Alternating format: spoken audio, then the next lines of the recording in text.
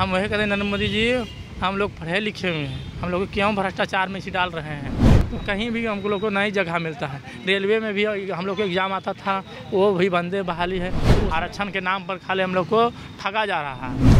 जुलाई महीने का दूसरा सोमवार है और आज जो है जनता के दरबार में मुख्यमंत्री बैठे हुए हैं। तमाम फरियादियों की फरियाद को मुख्यमंत्री सुन रहे हैं। आज मुख्यमंत्री स्वास्थ्य हो, शिक्षा हो, अति पिछड़ा कल्याण विभाग हो, सामान्य प्रशासन जैसे तमाम जो विभाग हैं उनसे जुड़े फरियाद को सुन रहे हैं।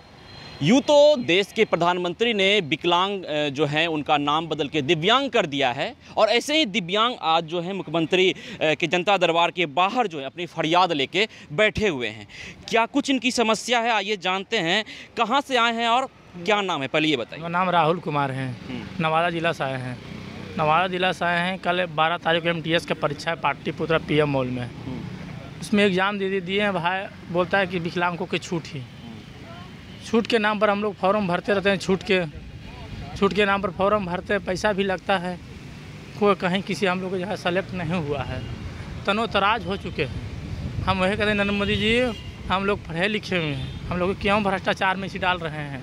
हम लोग गलत आदमी नहीं हैं। जिस तरह से आपको हम वोट दिए सोच समझ के, उस तरह से हम लोग के आगे बढ़ाइए। आपने कहाँ तक पढ़ाई की है? हम ग्रेजुएशन तक किए हैं। आज सरकारी से ITI भी किए हैं। अच्छा, ITI अब क्या करना चाहते हैं? हम सरकारी नौकरी करना चाहते हैं। नौकरी का ठीक है, तो किस चीज़, जैसे आपने बोला कि सीटेट या कुछ इस तरह के? सुनो ना, बीएड के लिए बोलते हैं तो बीएड के लिए हमारे पास उतना पैसा नहीं है कि हम कर पाएंगे, है ना। सरकारी में करते हैं तो देते हैं तो हम लोग को मतलब कि हमसे ज़्यादा जो रहता है उसी आदमी को ले लेता है काउंसलिंग में। हम लोग को प्राइवेट में फायदा, प्राइवेट में हम लोग के पास पैसा नहीं है। हम लोग कैसे करें मास्टरी? हम लोग ये चाहते थे कि मास्टरी, हम लोग ऐसा जानते थे कि बीएड करने के लिए, तो बीएड हम लोग के पास उतना पैसा नहीं है। हम सोच रहे थे कि भाई डायरेक्ट कंपटीशन निकालना चाहिए, एग्ज़ाम लेना चाहिए। वही बीएड की प्रतियोगिता परीक्षा होती है जो उसमें पास करते हैं, कट ऑफ लिस्ट जारी होता है, उसी के अनुसार तो बहाली होती है। तो आपको तकलीफ कहाँ, ये बताइए। तकलीफ यही है कि हम लोग कट ऑफ आया था, सुनिए ना, 65 नंबर आया था। तो हम लोग काउंसलिंग लिए डायल किए थे, तो हम लोग को प्राइवेट स्कूल में दे दिया था। तो प्राइवेट स्कूल में पैसा लगता है भाई, हम लोग पैसा तो दे नहीं पा सकते हैं। हम सोचे कि जब जाते हैं, जब प्राइवेट में रहता 2 बार भरे बीएड के बाद, एक बार DLED भरे, फिर DLED भर रहे हैं ना। फिर अब देखिए अभी क्या होता है।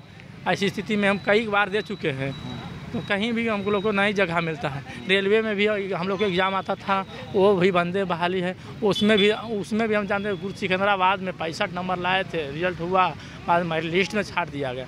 2017 में कोर्ट की बहाली में थी सीतामढ़ी जिला में।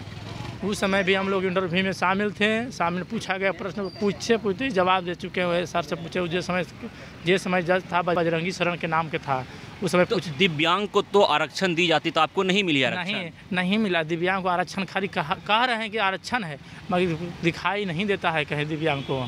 आरक्षण के नाम पर खाली हम लोग को ठगा जा रहा है। और ठगने से हम तो ठगा रहे हैं कि मेरे कुछ समय आएगा तो आप लोग को भी ठग लगे नीमन से। ये बात है, हम लोग ठगते हैं और कुछ करते हैं। आप लोग को ठग लेंगे मतलब किसे? मतलब हम लोग को भविष्य से ठग रहे हैं। तो हम लोग एक तो ऐसे बर्बाद है। किसको ठगिएगा? हम सरकार को ठगेंगे। उस समय वोट के समय में ठगेंगे। वोट आएगा जिस दिन मांगने के लिए, उस दिन गली में भी बीजेपी की सरकार घुसने नहीं देंगे। अब दोनों पर नज़र पर भारी है कि भारी नज़र पर पड़ गई है हम लोग के एकदम। सिर्फ बीजेपी? हाँ, बीजेपी के राज में हुआ है। कांग्रेस के राज में विकलांगों के साथ अन्याय नहीं। यहाँ तो जदयू बीजेपी दोनों की सरकार, दोनों इसी, वो दोनों भी मिल के काम करता है, गलत काम करता है। दोनों मिल के दोनों एक साथ हुआ। आज आप इसी मुद्दे को लेकर मिलने आए हैं? हाँ, इसी मुद्दे। रजिस्ट्रेशन करवाया था आपने? नहीं, रजिस्ट्रेशन हम 3 बार दिए थे मुख्यमंत्री के पास ही ना। हम थक गए थे, सोचा कि अब तो कहा, अब 3 बार दे चुके हैं सर। तीनों बार में से एको बार के हम लोग को आदेश नहीं मिला मुख्यमंत्री जाने के लिए। एक भी आवेदन नहीं मिला। जब थक गए तो सोचे कि अब कहाँ आवेदन देंगे भाई, जब कुछ करवे नहीं करता। हम लोग के पास है ना, कहता है कि दिव्यांग के पास हम सख्त खड़ा है, जब भी कोई भी कठिनाइयाँ होगा तो आइए हमारे पास। हम जाते हैं तो भाई प्रशासन के आदेश देवे नहीं करता है। प्रशासन घुमा देता है। हम क्या कर सकते इसमें?